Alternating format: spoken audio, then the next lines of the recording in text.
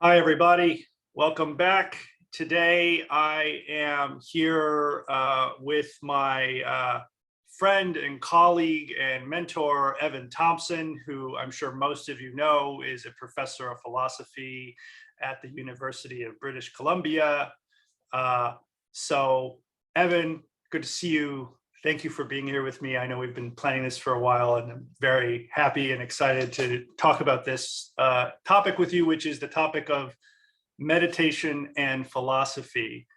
And I think the question we sort of agreed, which I've kind of put at the end of a list of questions that I want us to talk about today, is like, what is it like to be a philosopher and a meditator? And this is a question that I think both of us have some answers to, actually, being that we are both philosophers and meditators. And so for those of you watching, I think what we're going to try and do is talk through some stuff and ask each other some questions, because I think that we both come at this intersection of professions and practices in different ways. And this is something that we've been talking about in private for a long time. And I'm happy to have this conversation with you again in a new way and in a more public facing way. And hopefully that will be of some benefit to other folks out there who are, care about these issues. Other philosopher meditators. Yeah. I don't know how many, I don't know how big a group it is. I think it's growing, actually. I hear people, sort of casually drop, I've been meditating for a while, or I went to a meditation retreat. Seems it's more than when I was a grad student, let's say. Sure. Yeah. So I guess the first question I want us to go through is a genealogical one, which is just how did you get into this, philosophy and meditation? How did these two things become fused into the person that is you? Right. Yeah. Well, I was introduced to meditation really young. So in some sense, before philosophy, at least before philosophy as a, field of study. I was introduced to meditation when I was probably 6 or 7 or 8 years old, because my dad was a meditator and he taught me how to meditate. I wanted to do what my dad did. And, every,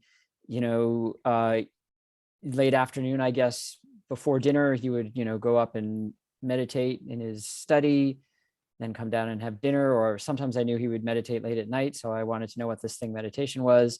And my dad, my dad was raised a Catholic and left the Catholic Church when he was about 13 or 14.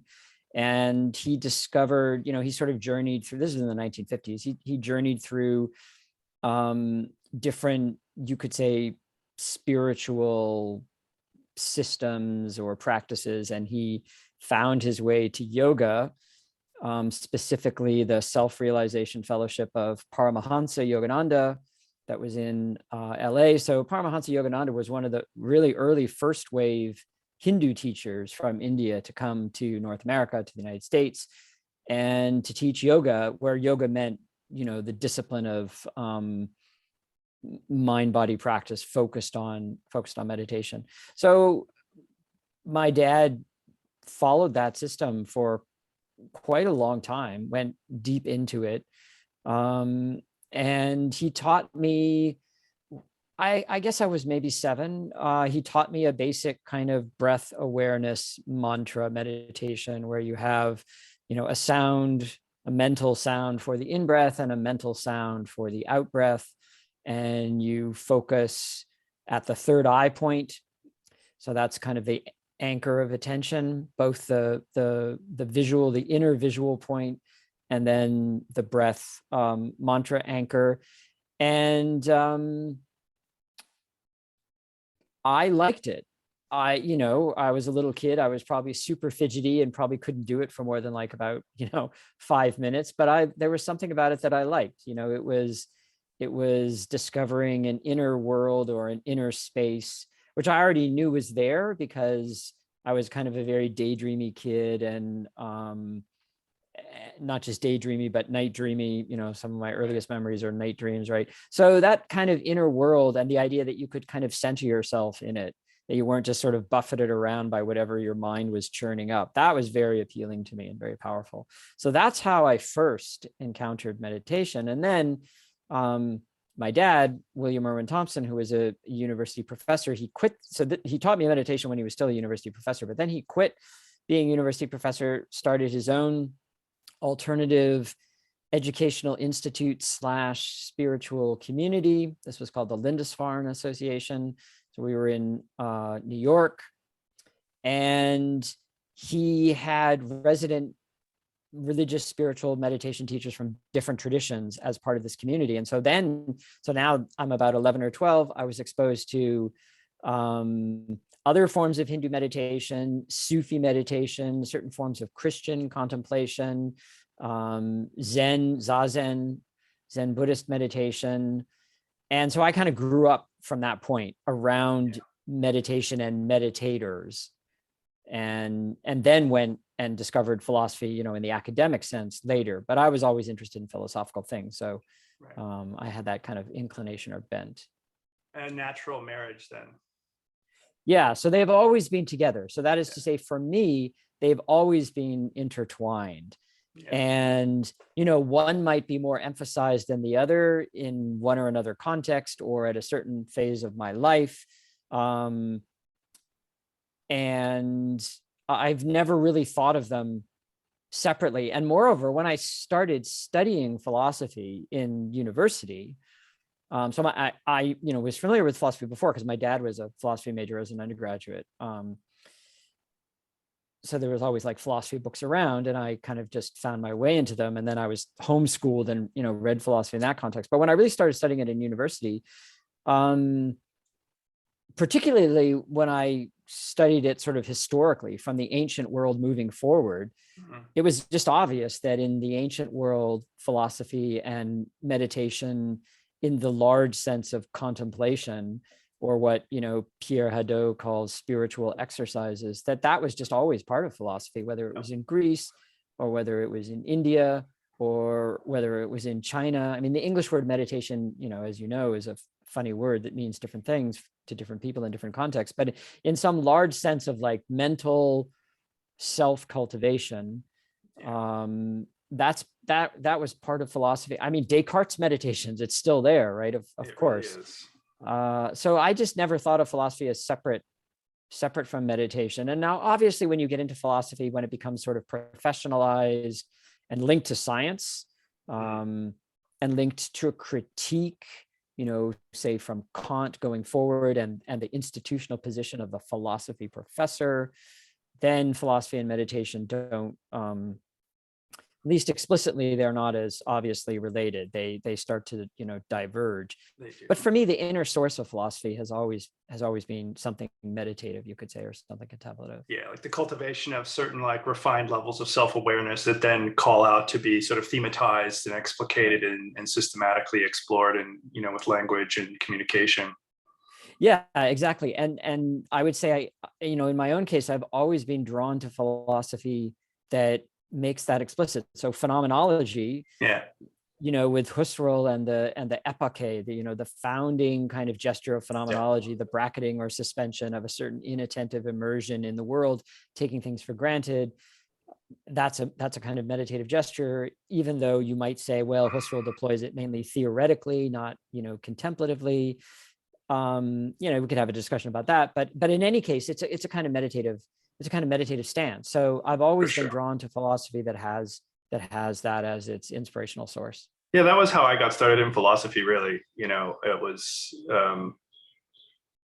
reading Husserl. That was the thing that convinced me that philosophy was going to be the thing I do forever. was reading Husserl under the guidance of our now deceased friend and colleague, Vincent Shen. Right. And he taught a phenomenology class, and I took it, and I was grinding on Husserl and Heidegger is what convinced me that philosophy was like what I should be doing with my whole life. And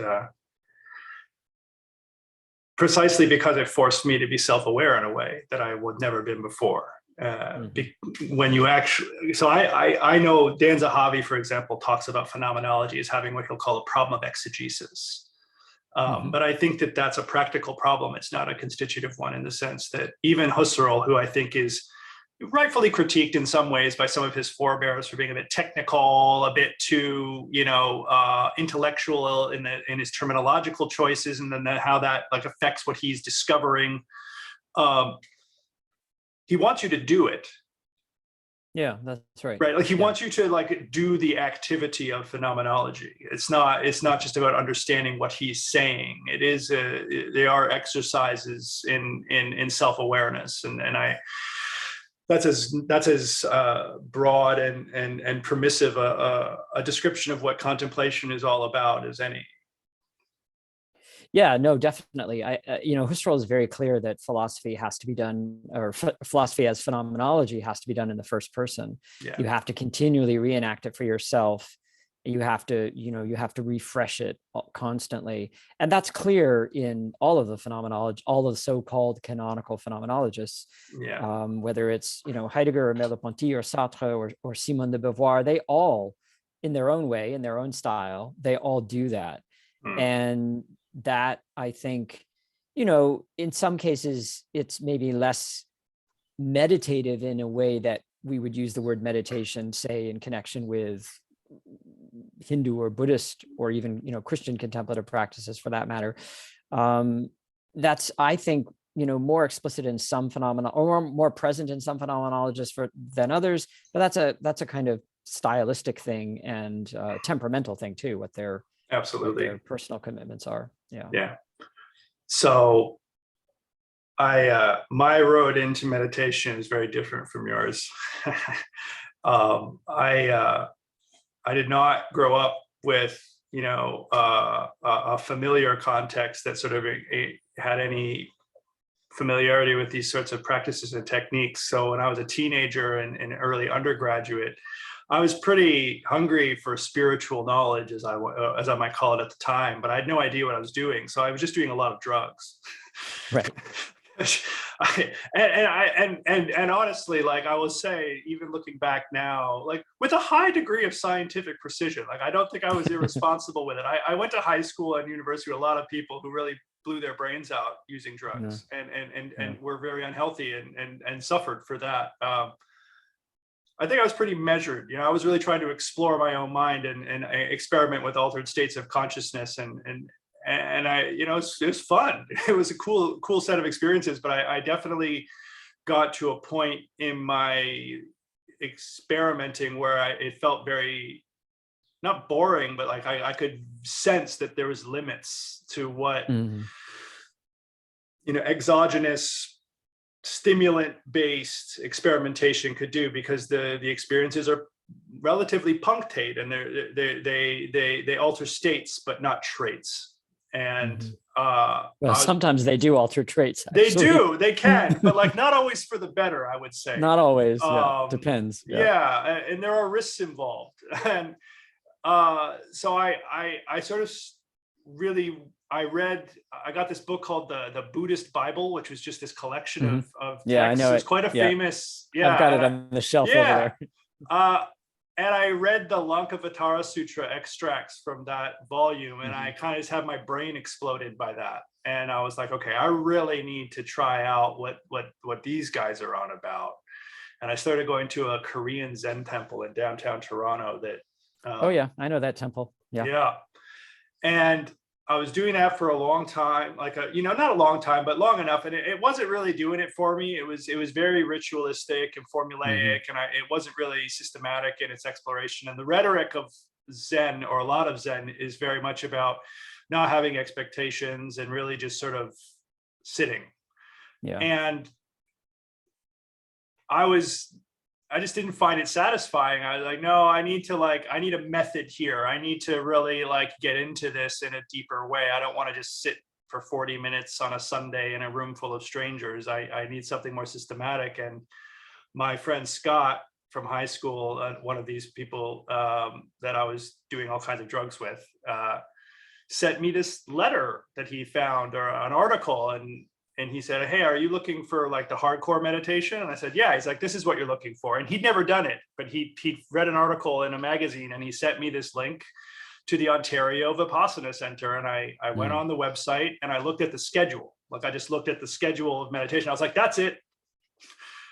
That's what I'm looking for. This is hardcore. And I went and I did my first 10-day retreat. I think when I was like 22, 23.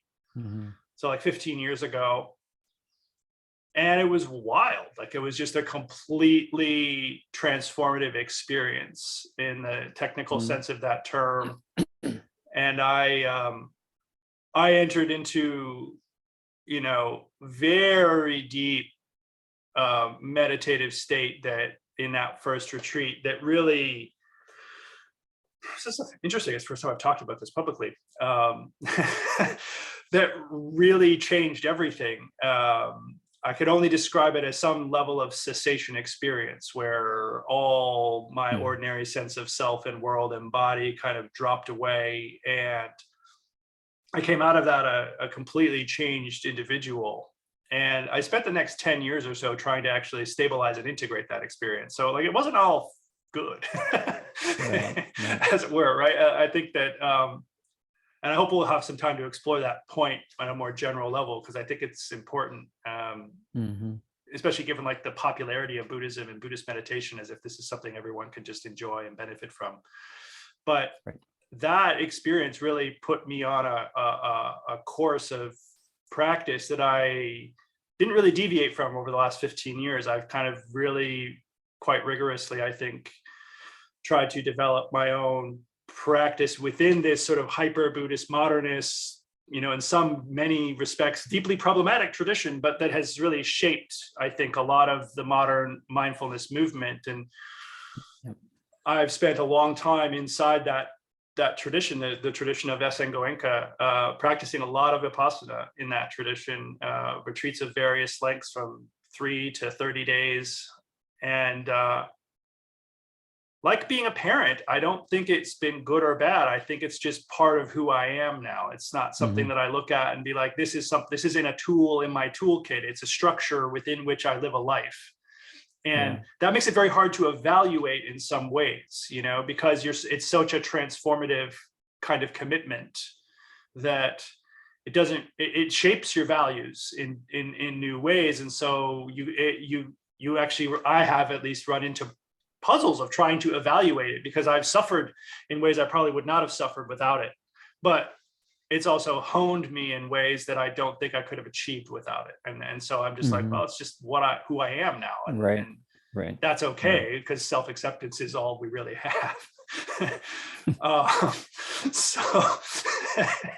But it's been, as you know, from our various discussions over the years, and I'm happy to unpack it, it's been a wild ride. Right. So there's some interesting overlap on my side with elements of your story. When I was a grad student at University of Toronto in the 80s, so I was working at that point. I was writing my dissertation, but I was also working with Francisco Varela writing The Embodied Mind. And that book is about Buddhism and cognitive science and about the role that meditation can play in understanding the mind. And I really felt at that point, working on the book, that I didn't just want to be writing about those kinds of things. I wanted to be anchored in or have a relationship to practice at the same time, meditation practice. And Francisco Varela was, at that point, he was he came into Buddhism through Chogyam Trungpa Rinpoche and Naropa, and so that was his way into Buddhism, and that was pretty much the kind of framework within which he was practicing at that point. Later on, he kind of left that, but at that point in the mid to late 1980s, that's what he was immersed in, and that was a scene that didn't appeal to me at all. And I knew that from growing up and just knowing about all of the dynamics around Naropa and Trungpa as a teacher. And, I would have arguments with Francisco about this. So, that just was not, and I even would sort of sometimes test it out. Like when I was working with Francisco in Paris, I went to, I think it was one of the Dharma Dhatu, Trungpa centers in Paris for some meditation, just to see like, well, I really want to be meditating while I write this book, could I do it here? And I just, was like, nope, I don't like this scene. So, but anyway, when I was in Toronto at that point, because I kind of went back and forth between Toronto and Paris. I think it was a 6-week or 8-week, basic Zazen training course at that Korean Zen center. And then after that, was sitting there for a while doing Zazen, and didn't really find that particular place worked for me either. So there, you probably did it like 10 years later, or so, maybe even 15. I'm not sure the exact time, because this would have been like 1986 or 87 that I did it. And it was when they were out in the beaches. They weren't in their, college Avenue location, right? So I did that, and I had grown up around Zen, and had done some short Zen retreats before that. So I had a reasonable amount of familiarity with Zen, not Korean Zen, but Japanese Zen, or Japanese American Zen. And I just found, I found it anti-intellectual. So I found it was in real friction with what I was doing as a philosopher. And it just didn't work for me. But one of the things also that you said that's related to this is, you said that you found that the Zen wasn't working for you, and you needed something that was more of a method, a practice, a system. And that's exactly what's going on in the book that I suggested you have a look at, right? Buddhism 3.0. So those two Japanese monks whose names escape me, they basically have this idea. There's Buddhism 1.0, Buddhism 2.0, Buddhism 3.0, and this is in the Japanese context. But Buddhism 1.0 is basically Zen, where you're just like told to just shut up and sit, just sit. So Soto Zen, really, just sit. And you're not given any instructions, and if anything, you're given anti-instructions. It's like, don't try to do anything, just sit, which is kind of paradoxical, right? And then Buddhism 2.0 is precisely what you then went to do, which is Vipassana, which is actually, here's a step-by-step, rigorous, detailed practice. And it's very, very different from the Zen approach. So it's interesting that, you found yourself really much more drawn to that. And then, and for them, Buddhism 3.0 is in some sense the combination, or the sublation of the two, which they're working out and they don't think they've achieved yet. And they sort of see as like the agenda for Buddhism, at least for them in Japan now. But this is like a deep thing, I think, in meditation. In a way, it's a deep tension in any skill, which is, you need to know some things, and people have to give you some guidelines, pointers, some things to do. But at the same time, if you get stuck on those, you wind up going against, what the deeper meaning and significance of the practice is. And I think that's right. It's tough. And I have started reading the book, and I do think that progression is something that I'm excited to hear about from these authors as I move through the book. And I do think that for the past several years in my own practice as a meditator, I have been trying to figure out, to use their nomenclature, what my Buddhism 3.0 looks like. Mm-hmm. Because I have kind of, over the last 3 years especially, early on in my practice, actually, but I started experiencing things that people couldn't help me with. I was going through real challenges that the teachers in my tradition didn't have anything to say about it. And you remember this because you were the one, hey, talk to this person. And I talked to all these different people, and no one had anything to say. The only person I ever talked to who had anything concrete to say about some of the challenges I was dealing with was Analaihu Bhikkhu. Everyone else I spoke to really had just kind of shrugged their shoulders and said, good luck. And that was a scary moment, but also a liberating one in some ways, because, especially in the last 3 to 5 years, talking to different people I know who've been doing it a bit longer than me, or my tradition, or outside of it, have basically said to me, well, you're on your own. No one is in a position to really guide you anymore. You have to guide yourself. And that's, it's nice to have teachers who know what they're talking about, but it's also interesting to find yourself in a position where it's like, oh, you got to be your own teacher, and that's just what it is. So I do think that this structure that these folks in Buddhism 3.0 are talking about, you're right, there is something very deep there, and it's something that I can personally resonate with, and I am looking forward to finishing a book for just for inspiration about my own attempt to figure out what that sublimated next step is, because you're right, when you become obsessed with a method, you can lose the forest for the trees, as it were. And some methods are well attuned to dealing with certain problems and others aren't. So for example, in Goenka style Vipassana, doing Vipassana meditation is not really a good way to deal with like levels of body awareness that are so upregulated that it makes it hard to do practical tasks, because that meditation practice is about upping the gain on your representations of the body. Right. So, right. One of the things I was struggling with for many years was just having too much body awareness all the time. And it's like, well, practicing more Vipassana doesn't help. It makes it worse. It literally just keeps cranking the volume knob up to the point that I'm losing track of reality. Right. So obviously something else is required. And it took me years of experimentation and effort and just discipline to learn how to live with it. It never really went away. I just kind of grew up and figured out how to live with a very altered state of pre-reflective bodily self-awareness. And that's been an advantage in some ways and a profound disadvantage in others. And these are the costs, I think. And so I am grateful for this book that you've recommended. And because I think thinking about these things creatively and philosophically and curiously and imaginatively rather than dogmatically is a really important way for every individual to negotiate their own problem space if they are a dedicated contemplative. And it's important. This stuff is serious. Yeah, definitely. And I mean, one of the things I liked about that book is that it's a pretty high level discussion by North American standards. So it's two Japanese Zen Buddhist monks and a renowned Japanese philosopher who's not a Buddhist, but who basically found his way into meditation because he experienced insomnia. And so he started meditating because he just couldn't fall asleep.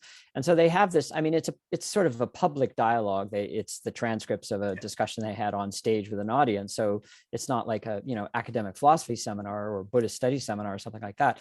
But the discussion of philosophy and of different styles of meditation practice and of the nature of the self and time. I mean, they connect to some pretty deep fundamental issues. It's a very high level discussion of meditation that you really just do not see, at least in my experience in North America. You have these, I think, on the one hand, you have these, very rigorous academic philological kind of discussions of texts. That's great. I love that. That's fantastic. Yeah. And then on the other hand, you have these very kind of, watered down, thin intellectual discussions that not even really intellectual, just thin, watered down discussions of meditation in meditation communities. And there's nothing in between those two extremes. And that I thought was really refreshing to just read a book and think, actually, this is a culture in which it's not just that they're having the discussion, they're having it on stage in Japan with like an audience of 100 people, and there are people interested in this, and it's pretty high level discussion. And that's really refreshing. I mean, we do have that sometimes in our world here in North America. There are some occasions and events where we get deeper into the thick of things, but not much. And even when it happens, I think this talking point is one that I'm glad we're reaching now, because it's to me it's from a personal point of view and also from like a coverage point of view. I think it might be one of the most important points for us to really talk about carefully, which I sort of on my little list of questions here put under the banner of like, what are some of the challenges with living this kind of life, right? And this is the first and most important challenge for me, which is that I have so often found that I am too much the Buddhist contemplative for my philosophy colleagues, and way too much the philosopher for my meditation colleagues. Right. Sure. And Yeah. it's been very alienating. Welcome to the club. Yeah. You know, when Yeah. I go on retreats, it's just like, just shut up, don't talk to anybody, it's fine. And when Yeah. I'm in the Yeah. room with my Buddhist colleagues, it's like there are credibility concerns at this point, right? Where it's just like, if you talk too much about meditation, you're not going to be taken seriously as a scholar. You're not going to be taken seriously as Right. as someone who is interested in text critical, philologically serious reconstructions of arguments, which I certainly am. Yeah.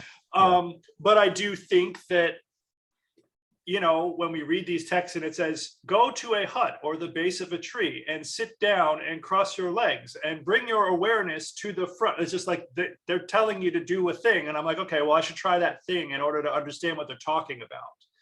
And I think Yeah. that I mean, that's a complicated one. I mean, it is.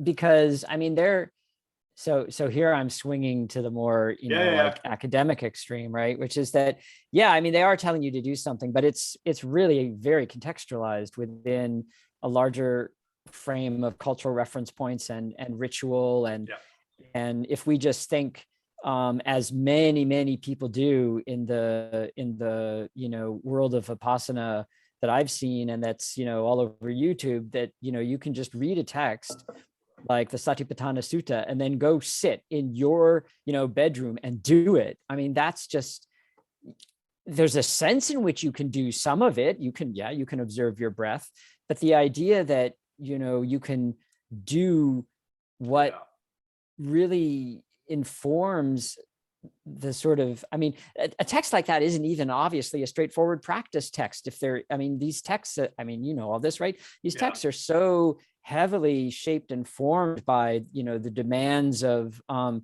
certain kind of, normative frame and philosophical and ritual things. So this idea that you could just kind of enact it yourself seems incredibly naive. But on the other hand, you don't want to throw the baby out with the bathwater, right? You don't want to say, well, there's actually nothing practically or pragmatically speaking that one can do to try to tap into what internally and mentally is happening, because that's the other extreme. So it's a difficult situation. It is a very difficult situation. And I think you're right that there is, the other piece I would add to this, because I do think it's weird to just sit down and like read the Satipatthana Sutta and try and practice that.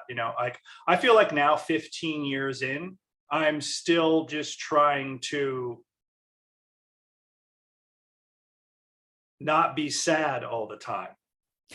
Like there's a certain level of hubris that I think comes with like when we approach these texts as just straightforward manuals, because even if they are, you are not in a position to follow those instructions.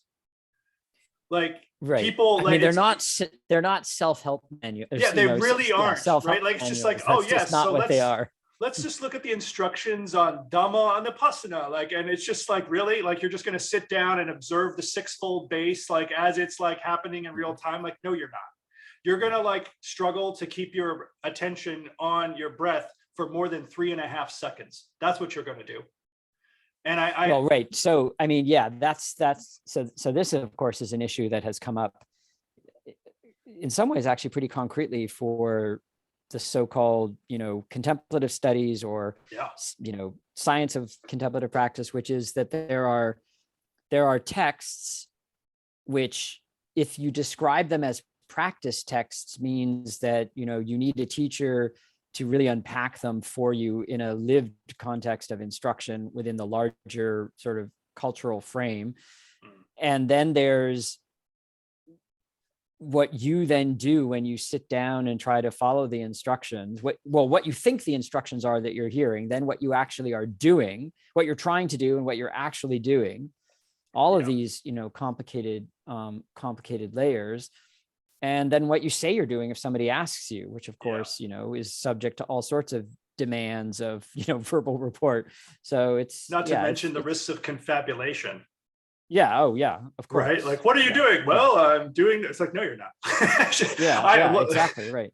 like Right. Yeah. I've become much more cynical about these matters just on the basis of my own Sure. experience, because like Yeah. I would fancy myself at this stage of the game like a fairly disciplined contemplative. You know, I meditate roughly 2 hours a day. I, you know, will do 3-day retreats every couple of months. Done, you know, more than a dozen 10-day retreats, 20-day, 30-day retreats, several 8-day retreats. So like I've done the hours, you know, and now I do them on my own. I have kind of got to a place where I just rather sit for 10 days by myself in my apartment without the trappings of the community and the ritual and all of that stuff, because it's other people are a lot. And I find the more I do it, the more humble I get about it. You know, like the idea that I'm going to enter into some non-dual state of blah, blah, blah. Like, no, I'm just going to try and like down regulate my negative affect a bit and maybe get a bit more relaxed with my body and stabilize my ability to concentrate and let go of some trauma. And you know, if that happens even a little bit, I count it a success.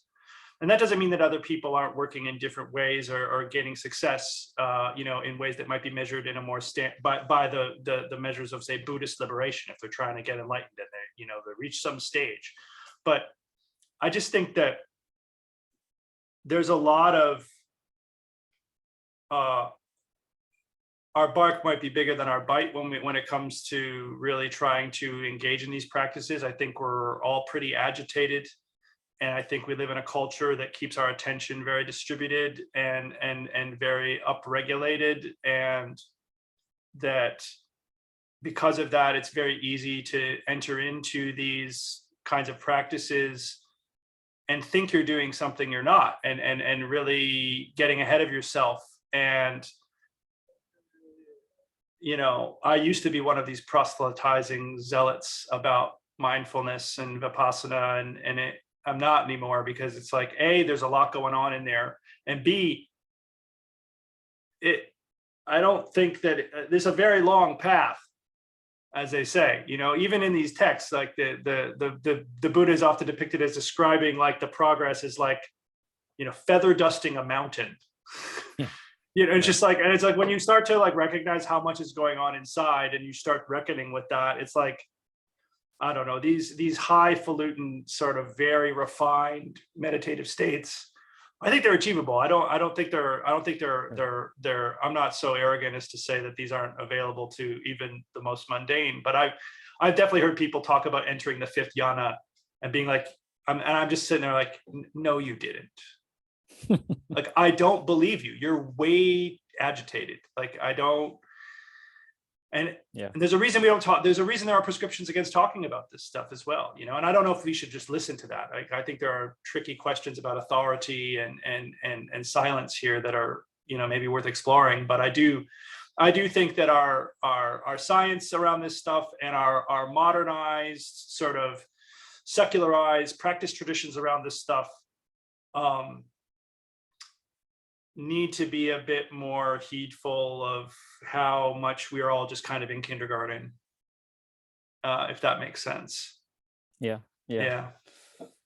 Yeah. No, I find the whole discourse that, you know, is out there about, you know, entering this state or that state, I don't find that terribly helpful or productive. Yeah. I think it's kind of noise and distraction. It doesn't really signify much to me. It's other than people are talking. Yeah, that's right. So one question, I want to switch gears a little bit here, and because I think we're both content to like be cranky about the modern mindfulness traditions. Yeah, And we yeah. have been for a long time. Even Yeah. though we in some ways we're like also very much part of those traditions.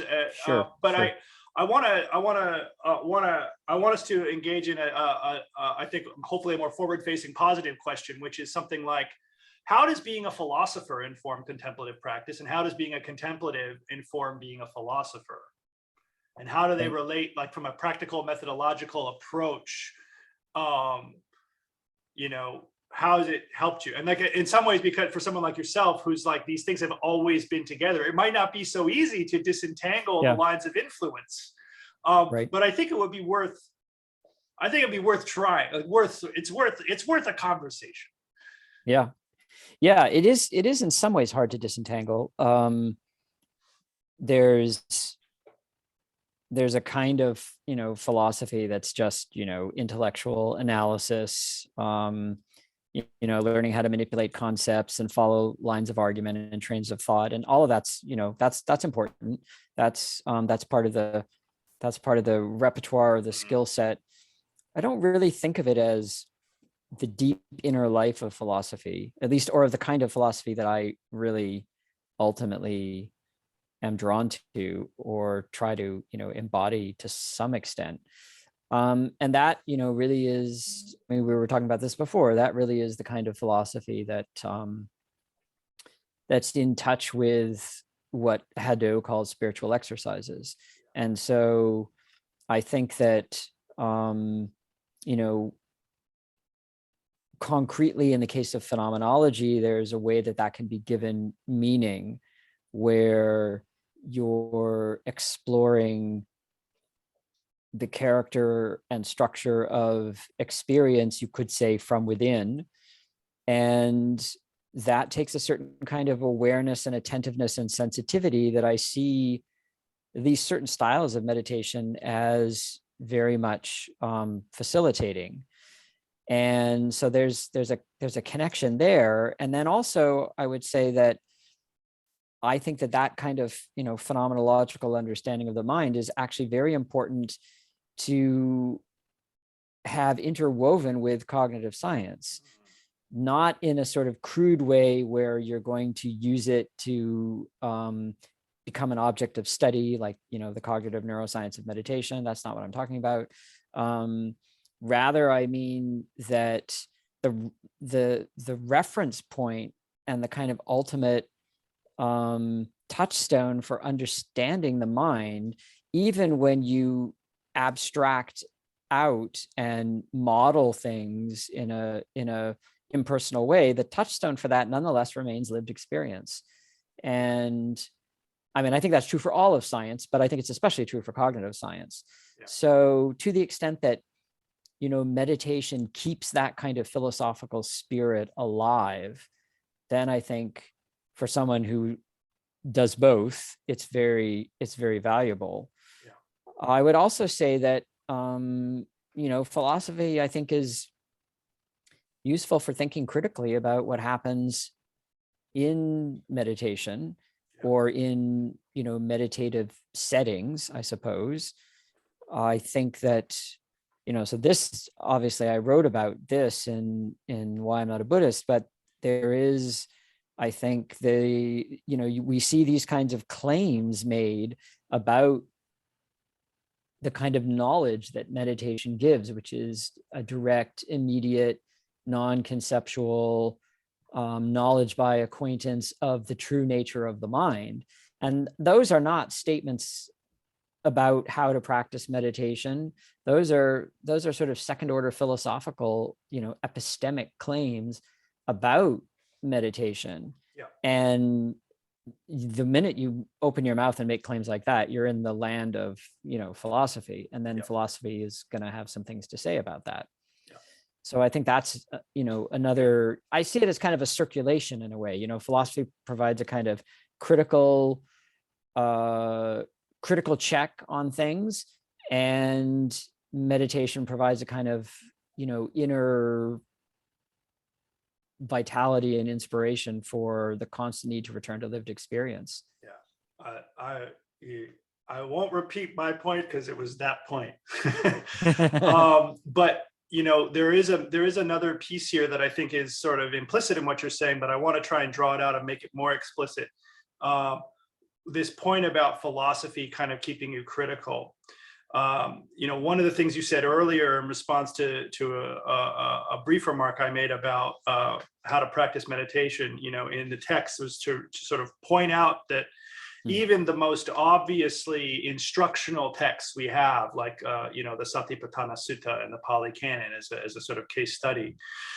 A proper understanding of that text needs to be situated with respect to other texts and needs to be understood in terms of its place in a canon and its place in a culture and its place in a history.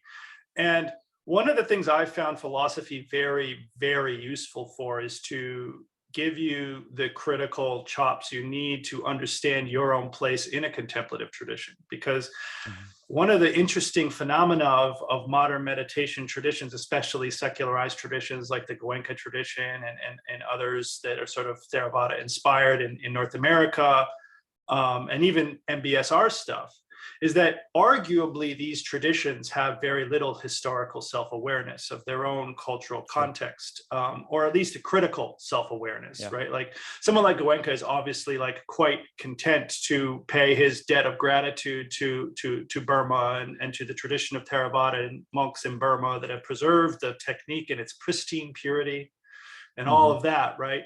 But both the scientized kind of hyper-secularized, operationalized forms of mindfulness that we see people using sometimes to argue like this is the inner core of Buddhism, versus more historically situated traditions, even if they are householder traditions like the Goenka tradition. There is this interesting, very complex and confusing terrain of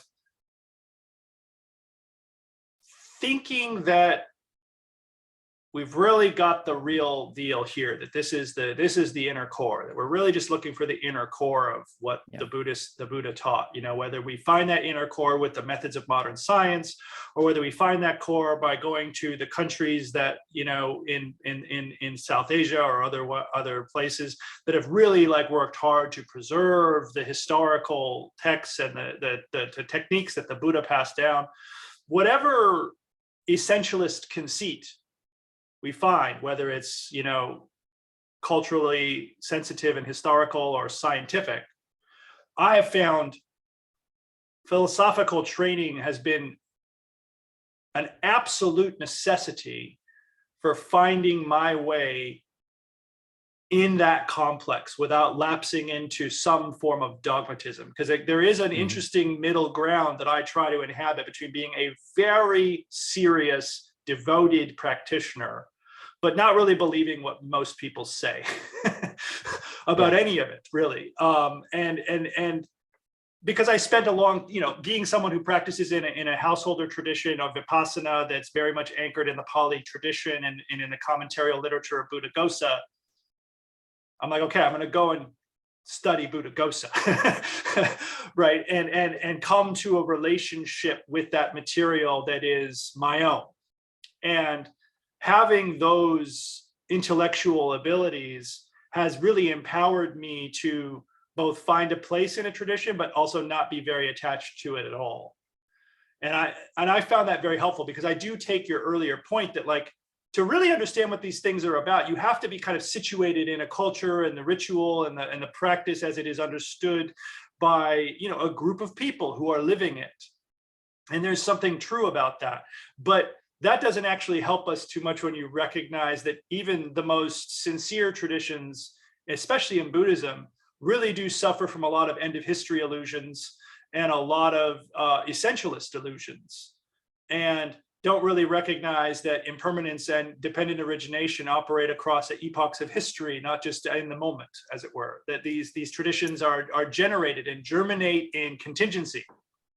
Yeah, I'm not so sure that, I would want to distinguish between conceptions of history and time that do have interdependency and impermanence enfolded in them, and ones that are, refracted in a particular modernist way. Yes. So I think, modernism has a particular conception of linear time and with ever forward movement, and it can frame impermanence within that, but that's a kind of way of framing it. That's right. That actually has a lot of problems. Whereas, other cultures and periods wouldn't necessarily, I mean, they would understand time and history in a way that involves interdependence, but it wouldn't be framed in that particularly modernist way. So I'd want to That's sort fair. of distinguish those. Yeah. those- I slipped there a bit. I think the point I was trying to make was more of an imminent critique rather than to adopt language, which is just like, even Right. by the lights of certain Buddhist commitments, you shouldn't be so attached to your own tradition, right? Even if you are fully inside those ideas, like, look, you know, what happened in 19th and 20th Right. century Burma has had a massive impact on our understanding of, Sure. you know, meditation in the Pali tradition. And that's Sure. been in some ways a really interesting phenomena. Does that mean that this is like the essential core untainted of like what the Buddha taught? No, we have no reason to think that's right. Yeah, And not just sure. because And there's I mean, lack of evidence, but because yeah, conceptually you don't, within the commitments of that tradition, there's no invariant core to any of this.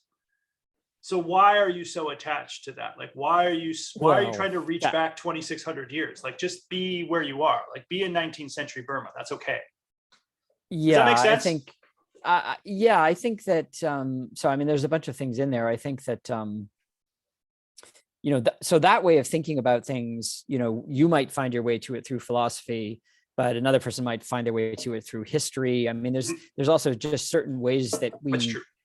learn to think about things through academic training, whether it's history Yeah. or philosophy or Religious anthropology or studies. religious studies. Yeah. Yeah, exactly. For So sure. there's that kind of perspective.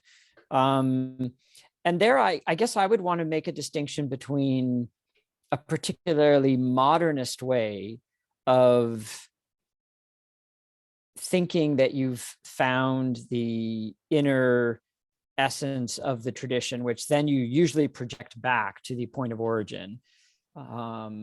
That's a very modernist conception, where we would also find similar ideas that, you know, there's an essence to the tradition, but it wouldn't necessarily be projected back historically in that linear sense of time. So, I mean, we have the idea that Mahayana Buddhism doesn't emerge until the world is ready, and that's actually really what the Buddha taught. I mean, that's like the deeper inner essential teaching of the Buddha is Mahayana, not Hinayana, as they would derogatorily call it. Yeah. So we always have this game of trying to specify what the inner core of the tradition is. And that's part of the dialectic of the tradition, wherever it is, whether it's, you know, in India or Tibet or China. But the particularly modernist version is to have this linear conception of time, and then to think that you've hit on the essence of it, that was the founder's original message as a historical figure that then has been, you know, subsequently lost or corrupted. And that's something that the academic study will shake out of you, because if you do, you know, with an open mind, go into the academic study and you learn about the history, and you learn about anthropology and so on, it's going to become very apparent very quickly that way of thinking just doesn't hold up. Yeah. But I think that this is where the other point that you made comes back in a way that I think is really important for certain risks inherent in that attitude, right? Which is that, you know, the practice of, you know, contemplative practices, they can make it, and I think this is a good thing, very personal, very visceral. And that I've always found that being kind of awash in a sea of contingency in history is really inspiring. I don't find that to be a problem. You know, it's like, oh, cool. This is what's happening. So let's start there. And I think that this is one of the things I've been very, I think, grateful for in having a disciplined contemplative practice for so long, is that it does breathe vitality into the intellectual work. It is not merely about, you know, tracing historical roots and running down lines of inference. It is about living a life that is, you know, upright and, you know, virtuous, whatever that might mean to you, and curious and inspired as much as possible. And I think that, you know, practicing Vipassana for me has definitely made me feel more alive, maybe more alive than I want to feel, actually. Right. Right. Yeah, as you're sweeping through with the body scan, feeling Yeah, it's maybe a like, little oh bit more boy. alive than you want to feel. Yeah, I was right. like, I don't want to really be feeling my eyeball rolling around in its ocular socket right now, but I am. Right, It's a right. Yeah, lot. Having a body is a yeah, lot. yeah, yeah, yeah. Well, that's a Good. particular style of practice It is. with its, yeah, with its perils and with its illuminations. Yeah. Yeah. So let me ask you. This is a different question, but I think Mm. it brings. It's a cheeky question, but it's one that I think is somewhat at the heart of your most recent book, and it's one that I have definitely an axe to grind on this question, which is, have you noticed that people, like, you wrote a whole book about it with the title "Why I Am Not a Buddhist," which immediately raises the question of, like, why do people why is it okay for people to ask if you're Buddhist all the time? Mm. Right? Like, I have Right. noticed this a lot in my academic research, where it's like, when Mm. people find out that I am an expert in Buddhist philosophy, they ask me right away, like, are you a Buddhist? Are you a Right. practicing Right. Buddhist?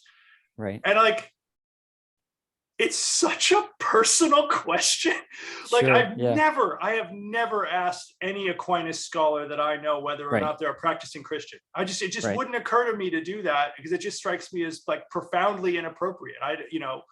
Yeah. The department chair of my program is a scholar of Muslim philosophy. I've never asked her if if she's a Right. practicing Muslim. I would just Right. never do that. Right. Sure. Um, but this happened. That's just not the case with Buddhism, right? Like, obviously you have been asked many times if you're a Buddhist. You wrote a Yeah. whole book to answer the question. Pretty much. Yeah. Yeah. Right. And I know from my own personal experience, I get asked this quite a lot. Yeah. And I'm just I like, what wonder. is going on there? Yeah, I wonder if it's maybe Buddhism is more popular now, but I wonder if it's specifically Buddhism or if it's more Asian. It seems like the same question could come up for someone who studies, who studies Hinduism in one or another form, or who studies Vedanta or Shaivism or whatever. I could imagine that would elicit the same question. It's an Maybe not. empirical I don't. question, isn't it? Yeah, maybe less. But I mean, I think it's partly. I mean, I think there's a lot of reasons why it happens. I think there's a sort of cultural popularity of Buddhism. Yeah. There's I mean, sometimes people are genuinely interested because they might want to experiment with it, as it were, themselves, with meditation, say Buddhist, Yeah. some form or other of Buddhist meditation. But then in the particular context in which it would occur for me, I think, especially in say the context of the Mind and Life meetings, I think there was often a kind of assumption or presumption that if you were engaged in this kind of dialogue, you were a Buddhist. I mean, not universally, because there were plenty of people who were, participants in the dialogues who weren't Buddhists, but it was, I think, in the case of, maybe in my own case, where I'm kind of working not as a scientist directly, collaborating sometimes with scientists, but working as a philosopher, I think if you're a philosopher and you're using Buddhist ideas or Buddhist concepts, or you're talking about them, then there's this, I think it's a kind of cultural phenomenon. There's this assumption, oh, so you're probably a Buddhist. And then whether anybody asks you or not, well, that probably depends on the sensibility of the person who's asking, whether they're, tactful or tactless, or whether they just feel it's a conversational context in which it's a legitimate question to ask. I mean, these are highly contextual things. So, but I do agree, if you're working on, Tsongkhapa, the question is more likely than if you're working on Aquinas, even though they lived at roughly the same age and, are equally removed from us. That's culturally right. and linguistically. It's true. Well, maybe less culturally, because, maybe the presumption is that this wouldn't be true now, but certainly like a couple of generations ago, the presumption would be you're far more likely to have been raised Catholic than you are Buddhist. Yeah. If you're a white Western person. Yeah. Yeah. True. So Yeah. I don't know why I've never really felt comfortable with it as a question, because it's like sure. the first thing is like, I don't know. Right. Like, Right. am I a Buddhist? I don't know. Like, I have no idea. Maybe. Yeah. Like, I think by some description, I would probably fall out as counting as a Buddhist. But I also think, I don't know, the more I study Buddhism, the more, what's the word I'm looking for? I was going to say ridiculous, but like, that's not what I meant. That's not what I want to say. It's wild, right? It's like Buddhism is wild. Its commitments are unbelievably intense. And I'm not just talking about commitments that most like modern naturalistly inclined philosophers would want to bracket. Yeah. Right. I'm just talking about like karma and rebirth. Buddhist moral psychology is radical in its commitments in such a way that, like, I am frankly amazed at how many people think Buddhism is like, palatable as something that they identify with. Because the more I study it, the more I'm like, wow, this is a lot. Like, they are really like,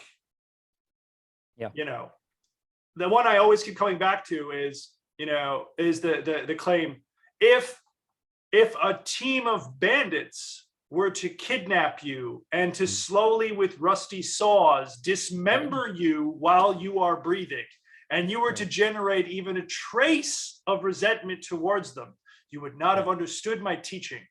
Right. Really?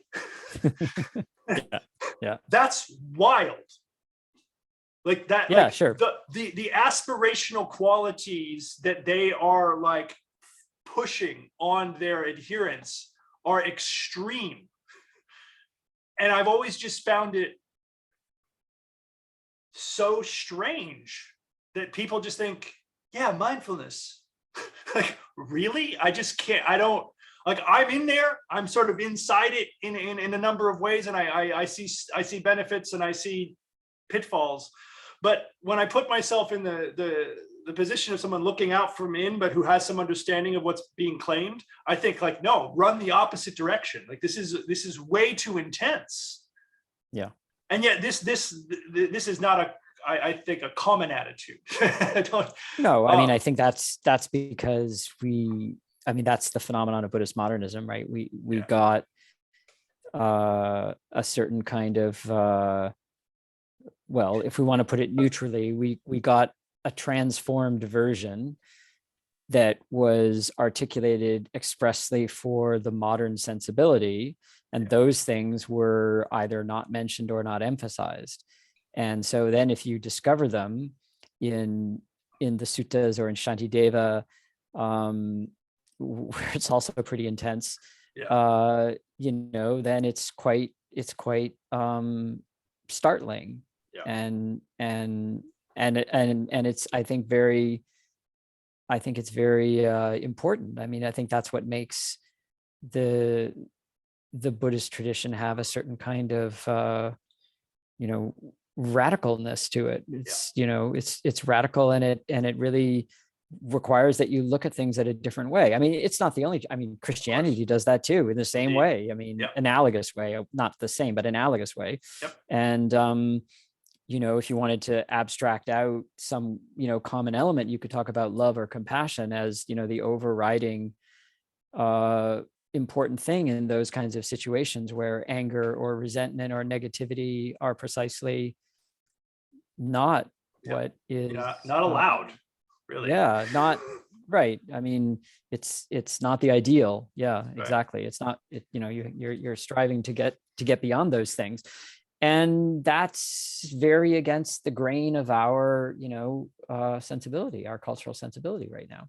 And this is it might have been against the grain of of any cultural sensibility, those deep radical things. But exactly.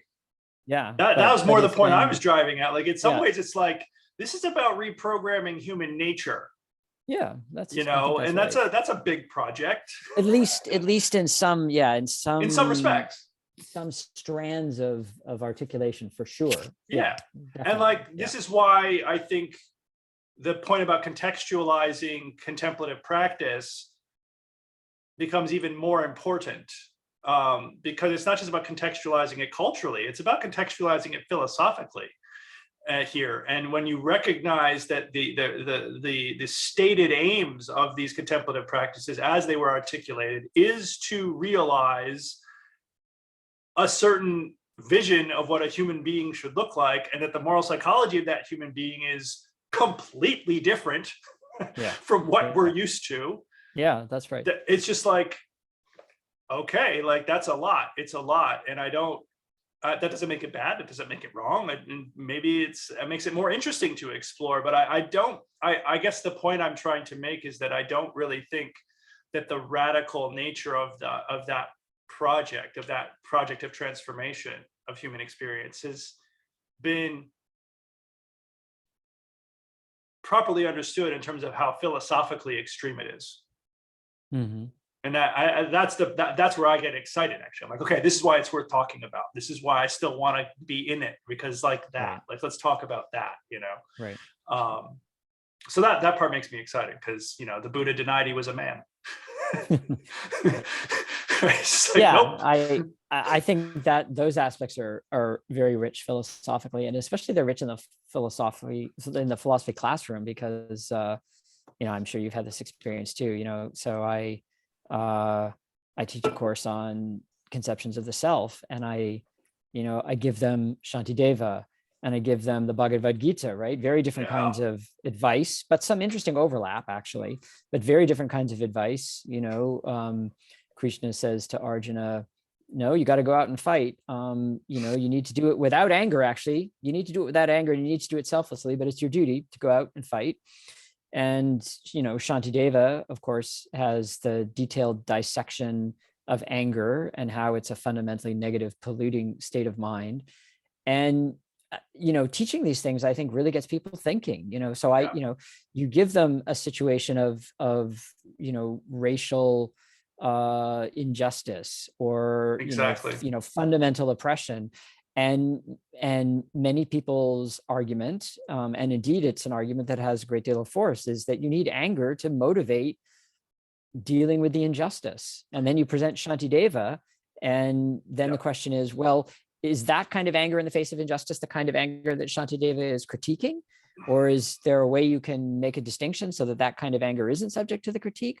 Or is it subject to the critique, in which case you really have to rethink, if you're going to inhabit that moral psychology, how you're going to address situations of injustice and oppression? And I mean, those are, I think, extremely important questions for everybody to think about. And they're great for teaching, students, because they really get them thinking and talking.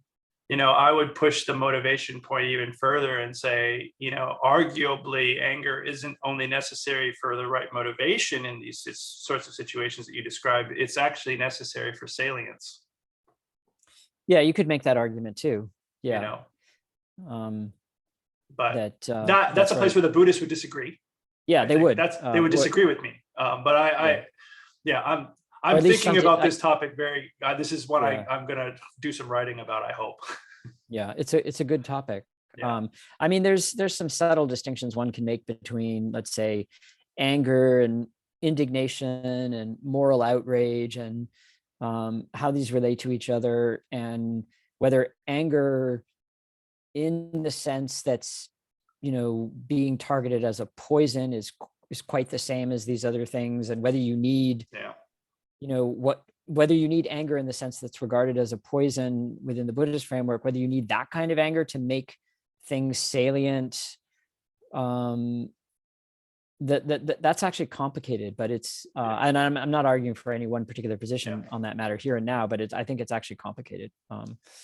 I think that it depends, and it also depends on where you go to look for analysis of that in Buddhist traditions. So for sure. Yeah. I think that in in Buddhaghosa, for example, he would give a reductive analysis of like basically con attitudes, right? Like, and it's like, if it has any aversion in it, you're toast. Right. So it's like, you can make all the fine-grained distinctions you want, but if it boils down to like aversive attitudes, you're toast. Like, it's not permissible. It's not wholesome. It's not right. It's not wholesome. Yeah. No, I think that's the same with Shantideva. There's like, I think the Buddhists are as extreme as they look. Yeah, if it's aversive, it has hatred in it, basically. That's right. And exactly. Then you're done. Yeah. Yep. Exactly. I think that's right. Okay, so I think we're getting near to a natural endpoint, but there's one more sort of talking point that I think would be a nice place for us to wrap up the conversation, which is that, we've talked a bit about some of our personal experiences, and we've refracted that out into some methodological stuff. And I guess one question, and I know this is one that's been on your mind, in the writing your most recent book, and it's one we've talked about at different times together, which is, do you see there being a kind of a right kind of lens to explore this interface of expertise and skill in doing philosophy and being a meditator and thinking about contemplative practices and their significance in modern life, given that we are kind of wrestling with methodological issues of modernism and how those can potentially lead us astray? Is it science? Is it ethics? Is it some other framework? And there doesn't have to be one, obviously, but I guess I just want to think about, from the point of view of method, when we think about contemplative practices, I think we're both aware of the limits of thinking about them merely through the lens of science, right? As these sort of like ways of hacking the mind or changing the brain and all of that. I don't know if we need to unpack the reasons right now why that's probably a bit truncated as a way of thinking about the significance of these practices. But is there some other lens that has a broader, more porous way of helping us understand the significance of contemplative practices as philosophers in particular, but in general, perhaps also? Yeah. I don't think there's any one lens that would be exclusive of others. I think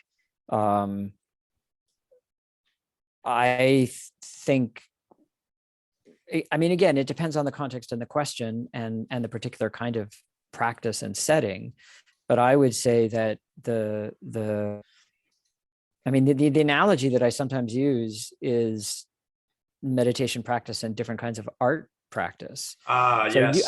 You can look at musical training and musical performance as you can look at that through a scientific lens. You can look at how, for example, learning an instrument affects the developing brain, and how learning music may enhance, various aspects of cognitive fluidity and intelligence. Like I see nothing wrong with that whatsoever, but it would be strange to reduce music to that. Like, the value of music doesn't lie in that. The value of musical performance and musical creation, composition, it doesn't lie in that. It's autotelic. It has its own endogenous kind of value. So I would say similarly that in the case of meditation, you can study it scientifically and you may learn interesting things, and that's all fine. But reducing it to an object of scientific study doesn't make any more sense than in the case of art. It has its own, it's a way of being, or a way of practicing or inhabiting the world. Again, I'm speaking very generally because there's lots of different kinds of, meditation practices, and they're shaped by the settings in which they're in. But it's a way of being in relationship to the world, and it has its own kind of inherent, or it can have its own kind of inherent value. So that means, in a way, that the frame is, you could say, ethical, not like restrictedly moral, but ethical in the larger sense of, how we choose to live, and the customs, you could say, that shape our lives. So I think philosophers are particularly, at least they should be more adept at thinking of it that way, right? But you could also think of it that way if you were looking at it anthropologically or historically. It's not like that's the exclusive preserve of philosophers to think of it of that way. course. Yeah. Do you see that? Do you see, in comparison to other, approaches, that philosophy has anything distinctive to offer here? Well, I think, what philosophy offers is a way of understanding these things, you could say, on a broader, large scale that connects them to other things. So it kind of presents a synoptic vision. But also, I think philosophy is the way of thinking that is, ultimately rooted in ethics, in ethical motivations and ethical sensibilities. So I think that perspective especially comes out, or should especially come out, in philosophical work. Absolutely. Well, I agree with you completely. And I think that's a really good place for us to conclude our discussion. So I just want to say thank you for having Great. Yeah, it. thanks. Yeah, It's lots been of a long fun. time coming, and I enjoyed it very much. So, and to anyone who might be watching, I hope that was useful to you in some way. And thanks for watching.